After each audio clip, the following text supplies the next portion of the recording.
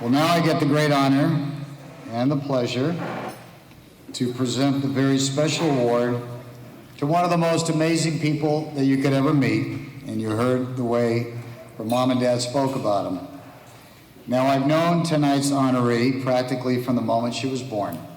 She's our goddaughter, and I watched her grow up alongside our children. Together they marked the milestones in their lives, the birthdays, the holidays, all of those days that comprise the most cherished moments of a young person's life. And as you know from Christina, she is always full of energy, always full of life. She's charming, she's elegant, she's a gentle spirit, and she's got a humble heart. And I would tell you that if you were going to search the world over for the model of the ideal daughter, you would stop at the moment that you meet Christina. She's been blessed with a large and faithful family whose love and support has helped her become bright, beautiful, and loving. Growing up, her mother described her as sweet and sensitive. But when she realized she had an audience, she transformed into a totally different person. Along with her angelic nature comes that angelic voice, and along with an incredible passion for dance and the arts, she is a true performer. It was these extraordinary gifts that helped her shine as a star at the Los Angeles Children's Chorus and to earn the Performing Arts Award at Flintridge Sacred Heart Academy. While her parents are very proud of her personal accomplishments, all of us were impressed that she received one of her high school's greatest honors, the St. Catherine of Siena Award. That honor is given to the student who displays compassion, courage, dedication, and faith. Now, little did we know that just 4 years later, those essential traits that so many of us had noticed inside of her world would be tested by challenges outside of her control. She has been long passionate about volunteering her time and her talents. She worked with the National Charity League, the Girl Scouts, and at the Girl Scouts she was honored with the Gold Award. Her kindness, her compassion were on full display as she earned that award by raising money for prosthetic limbs for children in need. But it wasn't just enough for Christina to raise money. She had to travel down to Guatemala to personally deliver the check and to personally meet each of the children. And while there, she visited an orphanage. She toured a school for the deaf, attended by many of the children that she got to know. She assisted the doctors and helped them create the molds so that each prosthetic for every child would fit just right. One of the young men who was down there, young boy, said what everybody was thinking and what we all think tonight. Christina was a gift from God. After following in the footsteps of her parents, attending USC, she quickly earned the reputation as an exceptional student and somebody who never missed Sunday Mass or a party. And then, just a few months after graduation, she received a diagnosis. For all of the days of her life, Christina has touched the hearts of her friends and her family, and now our hearts are with her. But if we thought we knew the depth of her courage and the limits of her strength, we were sorely mistaken. Instead of being weighed down by a heavy heart, she acts as an inspiration to lift up others. Instead of letting a diagnosis weaken her resolve, she has allowed it to strengthen her spirit. Instead of shrinking in the face of fear, she stands strong with incredible courage. As many of us who share her foundation of faith, we all at times have to look beyond appearances and believe in things that seem improbable and to many that seem impossible. In the lives of our own friends and family, we have all seen the extraordinary power of unwavering hope. At USC, her dedicated doctors and renowned researchers not only give her compassionate care, they also make us all very grateful and hopeful for the future. One of my favorite poems is Invictus. The opening lines symbolize Christina's courage. They read, "I thank whatever gods may be, for my unconquerable soul. And the last two lines are, I am the master of my fate, and I'm the captain of my soul. Christina, she understands that she is the master of her fate and the captain of her soul, that she will never be defined by this diagnosis. She will never let it be her limit. She has her strength, her joy, her tenderness, and that unconquerable soul. And her wonderful walk of faith has shown us she will always live an unlimited life. And in that new spirit, it will be renewed tonight because of all of you, and tomorrow, and all the days of her life. When I see Christina this evening, I think of her as a wonderful young woman that she's become. But I also remember her as this little girl playing alongside our children.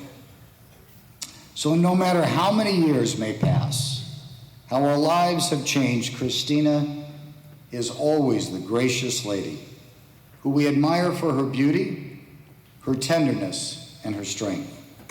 And I know she will always fill her mother and father's eyes with light. Ladies and gentlemen, tonight we're proud to honor my godchild, a young woman with a brilliant mind, a humble heart, a love of life, who is wrapped in the eternal embrace of family and friends. So welcome this courageous, compassionate, elegant, eloquent, talented, and unlimited recipient of tonight's Dorothy Corwin Spirit of Light Award, the lovely and the extraordinary Christina.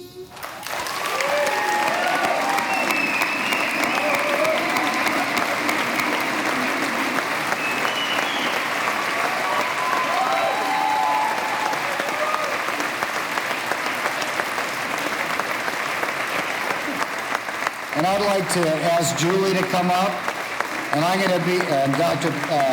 Peltier and Dr. Mesqua to come up, please, for the presentation.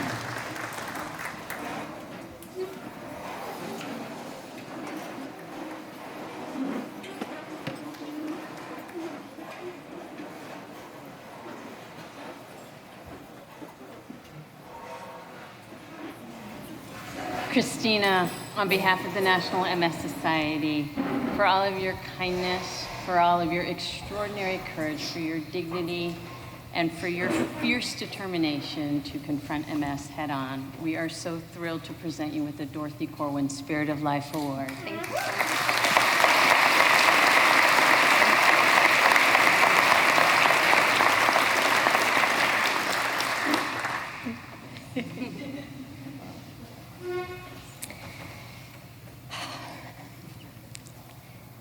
I can't possibly explain to you how honored I am to be standing here in front of you tonight. I can promise you this. Your presence here is a gift that will inspire me for the rest of my life. I've known something for a long time, but in the past couple years, it's really come into focus for me. The luckiest day of my life was being born into the arms of Lou and Lisa Horne. And to grow up in a house with Laura, Louis, and Kimmy. To have my 4 grandparents, my godparents, all of my aunts, uncles, and cousins. To have the experiences and opportunities my family and I have had, to have gone to my dream school, USC, to have a job that challenges me and excites me every day, to have the greatest, most caring friends, so many that I'm looking at right now. I'm the richest girl in the world. That being said, I'm hoping it's okay if I get very real with you for a second. I've been through some tough stuff.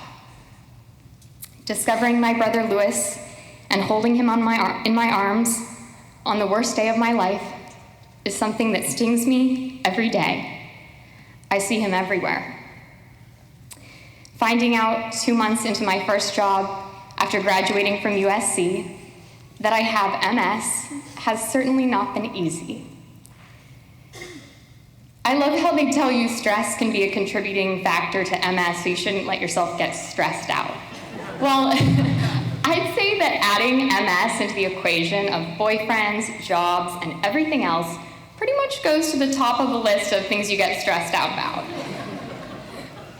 I've been in the best possible hands for the past 18 months with Dr. Pelletier and Dr. Amesqua at USC Keck Medical Center. I couldn't dream of more.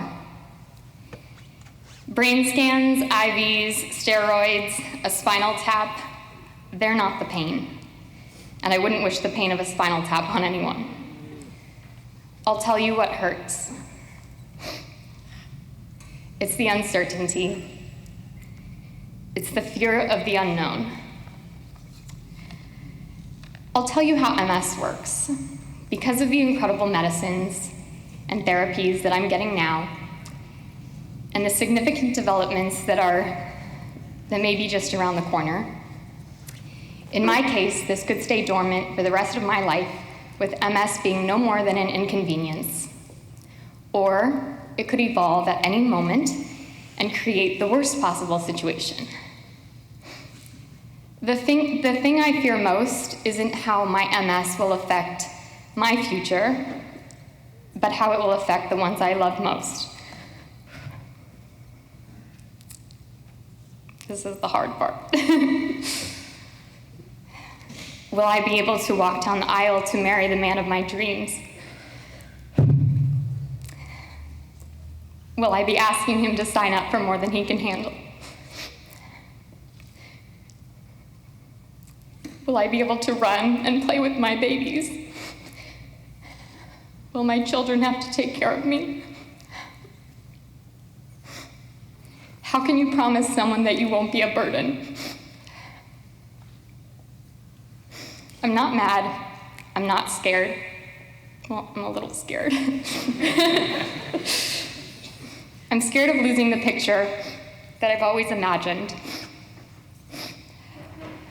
Sure, it frightened me when I couldn't write my own name in the hospital, or when my mom had to hold me up in the shower to bathe me because I couldn't stand on my own.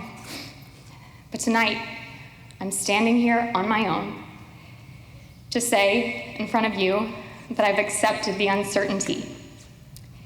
The truth is, I can't worry about my future more than anyone else.